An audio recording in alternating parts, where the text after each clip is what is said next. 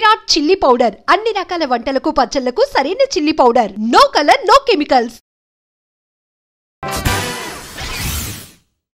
Legendary producer AM Ratnam గారు ఈరోజు నా షోలో గెస్ట్గా ఉన్నారు. ఇన్ఫ్యాక్ట్ ఇంటర్వ్యూ చాలా చాలా చాలా స్పెషల్. ఎందుకంటే పవన్ కళ్యాణ్ ఫ్యాన్స్ అందరూ వెయిట్ చేస్తున్నటువంటి cinema Harihara Veeramallu is all ready for release on June 12th. ఈ నేపథ్యంలో ఈ సినిమా గురించి, ఈ సినిమా విశేషాల గురించి ఆయనతో మాట్లాడదాం. ఏ సినిమా తీసినా సరే స్టార్ హీరోస్ అందరితో సూపర్ డూపర్ సక్సెస్ సాధించినటువంటి ఏఎం రత్నం గారిని డైరెక్ట్గా హరిహర వీరమల్లు సినిమా హైలైట్స్ గురించి అడిగి తెలుసుకునే ప్రయత్నం చేద్దాం. రత్నం గారు నమస్తే. నమస్తే. ఎలా ఉన్నారు సార్? సార్, మీ బ్యానర్ నుంచి శ్రీ సూర్య మూవీస్, ఈ బ్యానర్ నుంచి సినిమా వస్తోంది అని అంటే ప్రేక్షకులకి 100% ఒక కాన్ఫిడెన్స్, సినిమా సూపర్ హిట్ ఉండబోతుంది అన్నట్టు. ఎన్నో సక్సెస్ఫుల్ మూవీస్ ఎన్నో భాషల్లో చేసిన మీరు 5 years గ్యాప్ తర్వాత మళ్ళీ హరిహర వీరమల్లు తెలుగు సినిమాతో ముందుకొస్తున్నారు. అసలు ఈ గ్యాప్ వెనకాల ఉన్న రీజన్స్ కానీ, మీ మధ్యలో ఈ ఫేజ్లో అప్ అండ్ డౌన్ కానీ చెప్పండి సార్. అంటే ఈ సినిమా షూటింగ్ మొదలయ్యాక 5 years అయింది. మధ్యలో కూడా అంతకుముందు ఒక 5 years గ్యాప్ ఉండింది. ఆ 5 yearsలో నేను తమిళ సినిమాలు చేశాను. అందులో 3 సినిమాలు అజిత్ బ్లాక్ బస్టర్ హిట్స్ అవును చేశాను. తర్వాత మన విజయ్ సేతుపతితో కరుపు అని ఒక సినిమా చేశాను. ప్యారలల్గా తెలుగులో ఆక్సిజన్ అని మా అబ్బాయి డైరెక్షన్లో సినిమా చేశాను. ఒక 5 years అంతకుముందు గ్యాప్ ఉంది. అందువల్ల తెలుగులో బాగా లాంగ్ గ్యాప్ అనిపించింది. కానీ ఈ సినిమా మొదలైన తర్వాత 3 కరోనాలు క్రాస్ చేసాం. ఒక ఎలక్షన్ క్రాస్ చేసాం. ప్లస్ బిగ్ ఫిలిం అంటే ఒకేసారి ఒక షెడ్యూల్లో 2 షెడ్యూల్లో 3 షెడ్యూల్లో చేసే సినిమా కాదు ఇది. ఎందుకంటే ఇది period film, 17th century backdrop చేసే సినిమా. ఎన్నో సెట్స్ ఉంటాయి. అక్కడ నేటివిటీ చేయాలి. చిన్న షార్ట్ తీయాలన్నా ఇప్పుడు ఈజీగా వెళ్ళి రేపే షూటింగ్ చేసేటువంటి సినిమా కాదు. దానికి బ్యాక్గ్రౌండ్స్ ఉంటే స్పాన్ ఉంటుంది, సీజీ వర్క్ ఉంటుంది, గ్రాఫిక్స్ చాలా ఎక్కువ ఉన్నాయి సినిమాలో. గ్రాఫిక్స్ అంటే గ్రాఫిక్స్గా తెలిసేది 1-2 సీక్వెన్స్ ఉన్నా మిగతాది గ్రాండీర్ కోసరం, తర్వాత ఆ పీరియడ్కి తీసుకెళ్ళడం కోసరం గ్రాఫిక్స్ చేయాల్సి వచ్చింది. అందువల్ల plus power star Pawan Kalyan గారి బిజీ షెడ్యూల్స్ తోటి ఆయనతోటే ట్రావెల్ చేస్తూ ఈ సినిమా తీసాం. ఫైనల్గా ఫినిష్ అయ్యి June 12th థియేటర్కి వస్తున్నాం. బేసికల్గా సార్, మీరొక పర్ఫెక్షనిస్ట్, ఆయన వేరే లెవెల్ పర్ఫెక్షనిస్ట్. దాంతోపాటు ఆయన డెప్యూటీ చీఫ్ మినిస్టర్గా బాధ్యత తీసుకున్నప్పటి నుంచి ఈ సినిమాకి సంబంధించి అంటే కావాలని కొన్ని చేయరు, కానీ డిలే అవుతూ వస్తుంది because of all the busy schedules. అది మీ మీద ఏమైనా ఇంపాక్ట్ ఉందా సార్? అంటే సినిమా ఇంకెప్పుడు రిలీజ్ అవుతుంది? It is a big project. ఇది న్యాచురల్గా డిలే అయ్యే కొంది అందరికీ తెలిసింది ఏంటంటే ఇంట్రెస్ట్లు అవన్నీ ఉంటాయి. కానీ దాంతోపాటు నేను ఎప్పుడు మనీ మైండ్గా సినిమా చేయను. చేస్తే ఆయనకు నాకున్న సాన్నిధ్యంతో ఏదో ఒక రీమేక్ సినిమా చేసేసి త్వరగా అయిపోతుంది, మనం ఇప్పటికి 2-3 సినిమాలు చేయొచ్చు. కానీ చేసే సినిమా మంచి సినిమా చేయాలి ఒకటి. తర్వాత ఆయన చాలా సినిమాలు చేసి ఈ సినిమాతో పాటు ఆయనకి మంచి పేరు రావాలి, నాకు పేరు రావాలి. ఒకసారి ఇప్పుడు మారుతుంది, ట్రెండ్ కూడా మారుతుంది ఇండస్ట్రీలో. సో దానికి తగ్గట్టు స్పాన్ ఉండే సినిమా అయితే పెద్ద సినిమా, పాన్ ఇండియా సబ్జెక్ట్ అని మేము ఓపెనింగ్లోనే అనౌన్స్ చేసాం. ఎందుకు చేసామంటే నేను ఖుషీ టైంలో హిందీలో డబ్ చేద్దామని కళ్యాణ్ గారు కూడా అడిగితే, అప్పుడు అది only love story social cinema కాబట్టి అది అప్పుడు అంత థియేటర్స్కి రారు. అందుకని అందుకు వద్దన్న. ఈ సినిమా ఎవరిని అడగకుండా మొదటి రోజే పూజ రోజే నేను పాన్ ఇండియాని అనౌన్స్ చేశాను. ఎందుకంటే ఈ సబ్జెక్ట్ అలాంటిది. ఈ సబ్జెక్టు సౌత్ కంటే నార్త్కి ఎక్కువ కనెక్ట్ అవుతుంది నా నమ్మకం కాదు, కనెక్ట్ అవుతుంది కూడా అటువంటి సబ్జెక్ట్. అందువల్ల దీన్ని పాన్ ఇండియా అని అనౌన్స్ చేస్తాను. దాంతో ఎక్కువ రెస్పాన్సిబిలిటీ ఎక్కువైపోయింది. ఫస్ట్ లుక్ మేము ఇవ్వగానే ఆయన గెటప్ చూశారు కదా, కళ్యాణ్ గారు ఫస్ట్ టైం ఈ గెటప్లో ఉంటున్నారు. ఎంతమంది ఆయన సోషల్ సినిమాలు చేశారు. ఈ రెస్పాన్సిబిలిటీ ఎక్కువైంది. ఎలా ఉంటుందో బాగా రావాలి, మళ్ళీ లేకపోతే ఉన్న పేరు పోతుంది కదా.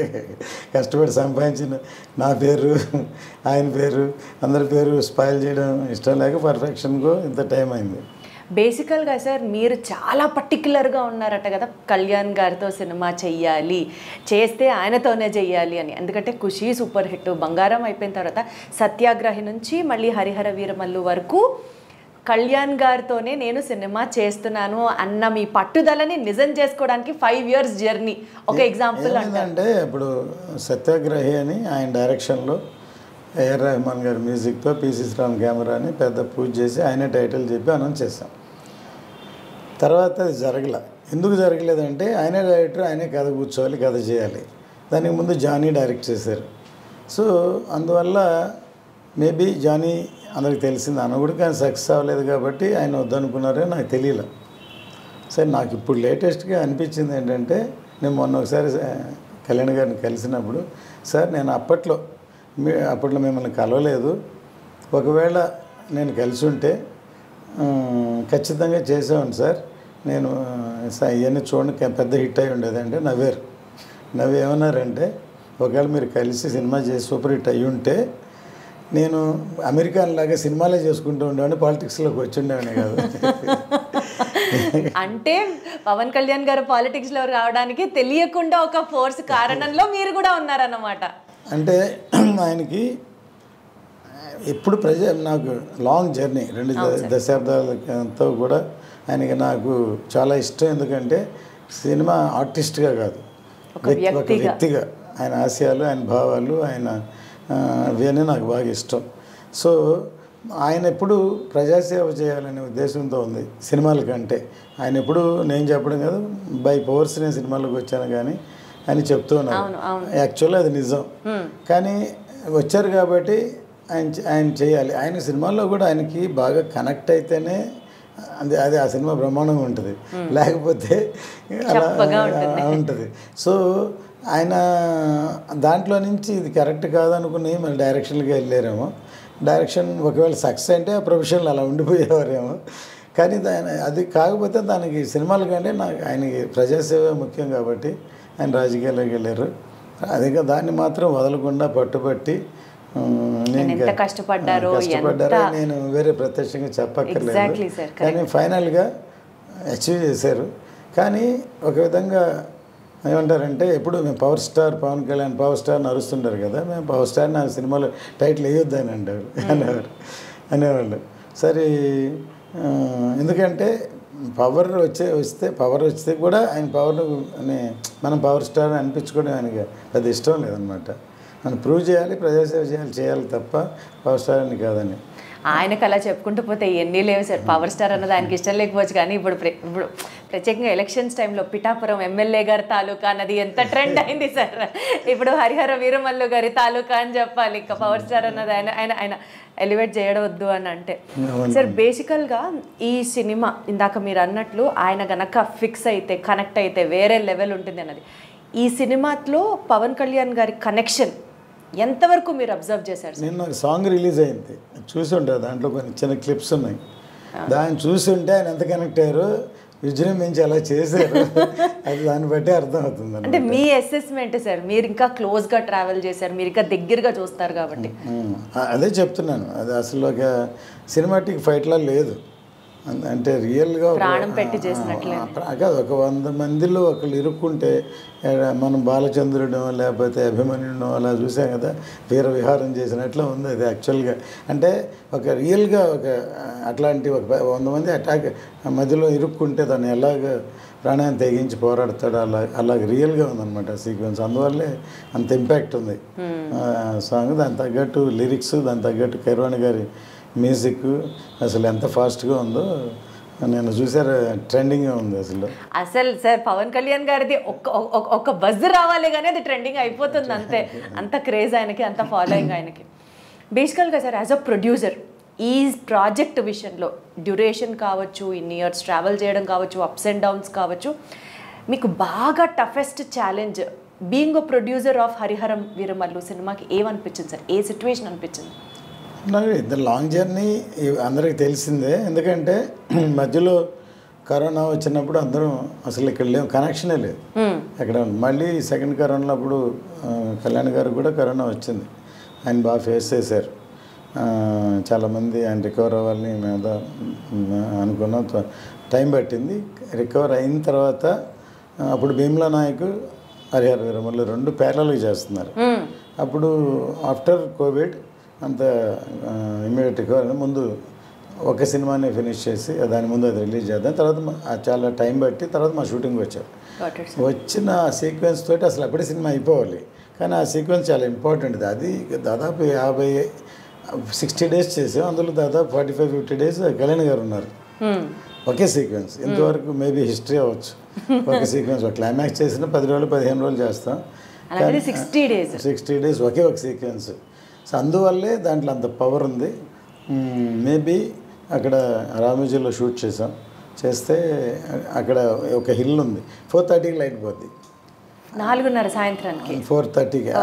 జనరల్గా 4:30 to 6 ఒక సాఫ్ట్ లైట్ ఉంటుంది. అప్పుడు బాగా ఫాస్ట్గా హార్ష్గా ఉన్నప్పుడు అందరూ టైర్ చేయలేరు, ఎక్కువ వర్క్ జరుగుతుంది. అలాగూ అన్ని రోజుల్లో డైలీ 1.5 hours 2 hours పోతే అది 50 రోజుల్లో అదో 15 రోజులు 20 రోజులు పోయినట్టే లెక్క. అంతే అంటే అటువంటి లొకేషన్ మేము చూస్ చేసాం. అక్కడ ఒక టాప్ హిల్లో ఉండాలని అవుట్డోర్. సో అందువల్ల బాగా టైం పట్టింది. అది ఛాలెంజింగ్ సీన్ అంటారా? ఛాలెంజింగ్ అని కాదు, దాన్ని బాగా కష్టపడి డీటెయిలింగ్గా తీయాల్సిన సీన్ అది. అది అంత కష్టపడినందుకు దాన్ని అన్ని కెమెరాలతోటి అన్ని రోజులు షూట్ చేసిన అది చూసి ఎడిట్ చేయడానికే 3 months పట్టింది. ఒక్క సీన్ ఎడిట్ చేయడానికి 3 నెలలు. అన్ని కెమెరాలు ఉన్నాయి, అన్ని షాట్లు ఉన్నాయి, అంత ఉంది. దాన్ని అన్ని చూడాలి, సెలెక్ట్ చేయాలి. దాన్ని చేస్తేనే ఒక గ్రిప్ రావాలి కదా ఆ సీక్వెన్స్కి. 5 ఏళ్ళు ఎందుకు పట్టిందో ఇప్పుడు అర్థమవుతుంది సార్ మాకు. ఈ సినిమా స్టార్ట్ చేసినప్పుడు సినిమాకి దర్శకత్వం వహించింది క్రిష్ గారు. తర్వాత ఆయన తప్పుకొని మీ అబ్బాయి జ్యోతి గారు డైరెక్షన్ డిపార్ట్మెంట్ ఆయన ఓన్ చేసుకోవడం జరిగింది, ఆయన లీడ్ చేయడం జరిగింది. సరే, ఇది ఎందుకు జరిగింది అన్నది ఫస్ట్ క్వశ్చన్ అయితే, జ్యోతి గారు హ్యాండిల్ చేయడం ఇంత పెద్ద ప్రాజెక్ట్ అన్నది యాజ్ అ ప్రొడ్యూసర్గా ఇది ఒక రిస్కీ ఫేజ్ అని మీకు అనిపించిందా, అనిపించలేదా? లేదండి, ఇదన్నీ ఏమంటారంటే బై నేచర్ ఇది ఫేట్ అనమాట. ఇది మేము తను చెయ్యాలని మా అబ్బాయి అని లేకపోతే అని అనుకోలేదు. ఒక విధంగా తను ఈ కరోనా దాటి క్రిష్ గారు లాంగ్ జర్నీ చేసి వెయిటింగ్ అయ్యండి, ఆయనకి వేరే ప్రాజెక్ట్స్ ఉండి ఎవరికైనా సర్వేలు ఉంటుంది కదా, దాంతో వెళ్ళడం తను ఒక విధంగా కాపాడినట్టే అవుతుంది ప్రాజెక్ట్ని. ఒక విధంగా తప్పుకోవడమా? ఆయన తప్పుకోవడం కాదు, మా జ్యోతి ఎంటర్ అవ్వడం, తప్పుకోవడం కాదు, తప్పు అలానో. ఎందుకంటే ఒక విధంగా ఈ ప్రాజెక్టు ఈ లైన్ ఈ ఇన్స్పిరేషన్ స్టార్ట్ అవ్వడం మెయిన్ క్రిష్ గారే. ఆయన అసలు మేము ఫస్ట్ వేదాళం అనే సినిమాని రీమేక్ చేద్దాం అనుకున్నాం. అప్పుడు ఫస్ట్ డైరెక్టర్ గారు ఒకసారి కుదరలేదు. తర్వాత ఫస్ట్ ఎలక్షన్ వచ్చింది. ఆ మధ్యలో ఒకసారి కృష్ణ గారు నాకు బాగా పరిచయం ఉంది. ఫస్ట్ గమ్యం సినిమాని చూసి నేను ఇప్పుడు తమిళ్ రైట్స్ కొనుక్కుని అప్పటి నుంచి పరిచయం. తర్వాత నాకు ఫోన్ చేశారు ఆయన, మణికర్ణిక సినిమా షూటింగ్ జరుగుతున్నా, సరే ఒకసారి మిమ్మల్ని కలుస్తాను, దగ్గర ఒక లైన్ ఉందని. బాంబే నుంచి వచ్చి ఒక 1 hour నాకు లైన్ చెప్పారు. లైన్ నాకు బాగా నచ్చింది. సరే విన్నాను, అది కళ్యాణ్ గారు చేస్తేనే బాగుంటుందని ఆయన చెప్పారు. సరే ఇది ఎట్లా ప్రాజెక్ట్ అవుద్ది అనుకోలేదు అప్పుడు. తర్వాత ఆయన ఎలక్షన్ అయిపోయిన తర్వాత ఏం చేద్దాం అని అడిగితే, ఇంకొక ప్రొడ్యూసర్ ఎవరైనా సరే ఇలాంటి సబ్జెక్ట్ కావాలని కోరుకోరు, చెప్పరు. అదే సినిమాని రీమేక్ చేసేద్దాం అంటే ఫాస్ట్గా అయిపోయేది మీరు అన్నట్టు. కానీ నేను చెప్పాను ఇలాంటి ఒక లైన్ ఉంది, కృషి గారిని చెప్తాను నేను పిలిస్తే అప్పుడు ఆయన నా మీద కృషి గారే చెప్పారు, ఆయన జడ్జిమెంట్ నేను నమ్ముతాను అని చెప్పి కృషి గారికి చెప్పారు. అలా స్టార్ట్ అయింది అనమాట ఈ ప్రాజెక్టు. స్టార్ట్ అయింది. దాని తర్వాత ఫస్ట్ కోవిడ్, సెకండ్ కోవిడ్ ఇవన్నీ క్రాస్ అయ్యి టైం పట్టింది. దానివల్ల లేట్ అవుతుంది ప్రాజెక్ట్. చాలా సంవత్సరాలు అవ్వడంతో తనకు వేరే కమిట్మెంట్ ఉందని తర్వాత తనే చెప్పి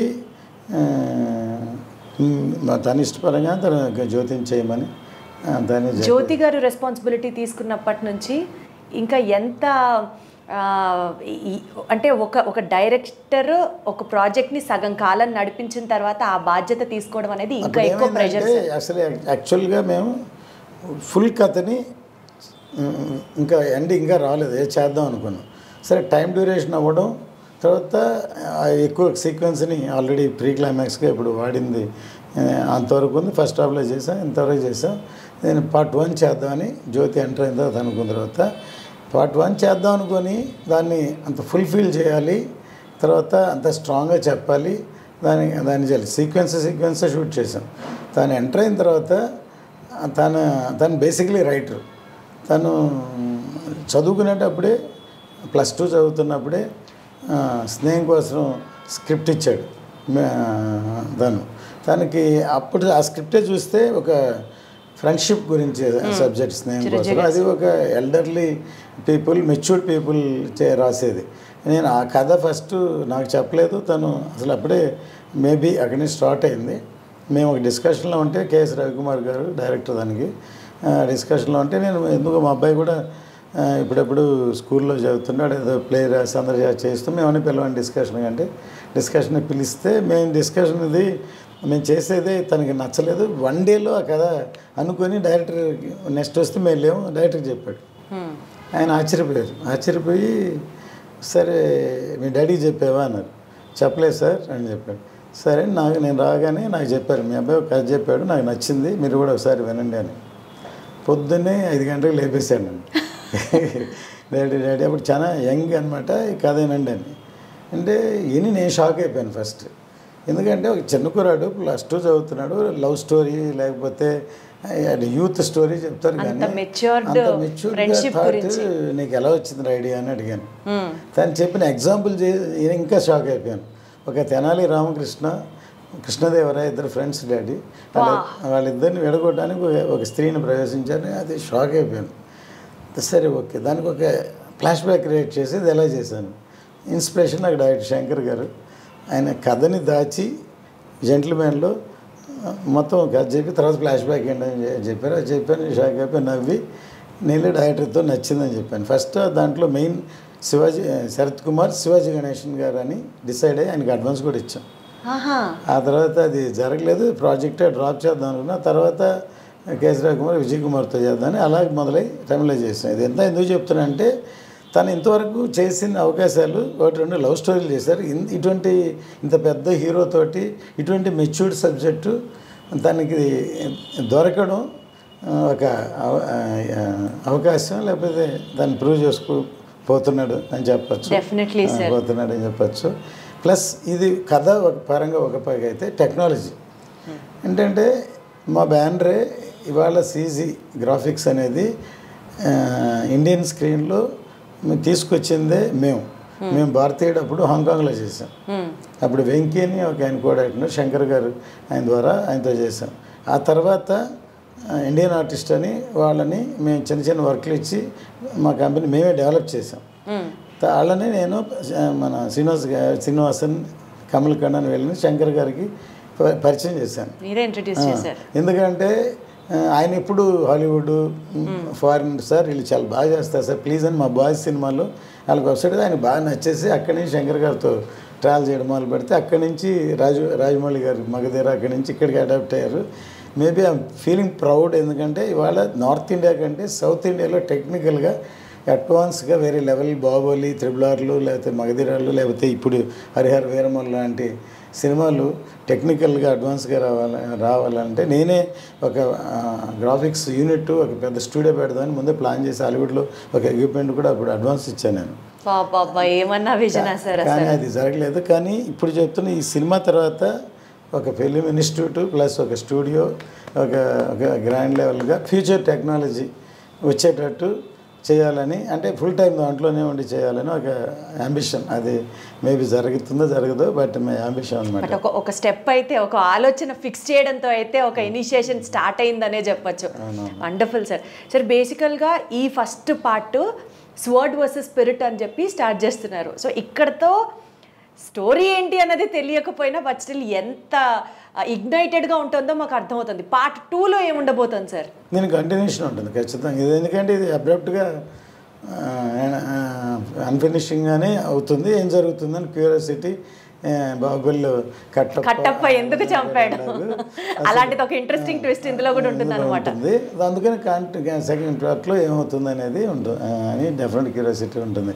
ఇప్పుడు ఈ స్వాడ్ వర్సెస్ స్పిరిట్ అనే క్యాప్షన్ మా జ్యోతే చేశాడు. అంటే ఇప్పుడు ఎంటర్ అయిన తర్వాత ఇది ముందు మామూలుగా ఒక కథలాగా అనుకున్నాం, తర్వాత దానికి వేరే ట్రీట్మెంటు, వేరే ట్రావెలింగ్, వేరే ఇవన్నీ, తర్వాత అసలు ఈ కథ ఇతివృత్తం ఏంటి అనేది బిగినింగ్ ఇన్ బిట్వీన్ కథను కూడా మళ్ళీ ఇప్పుడు అప్సెట్స్ అప్పుడు తీసాం, దాన్ని తనే చేశాడు. ఇప్పుడు రేపు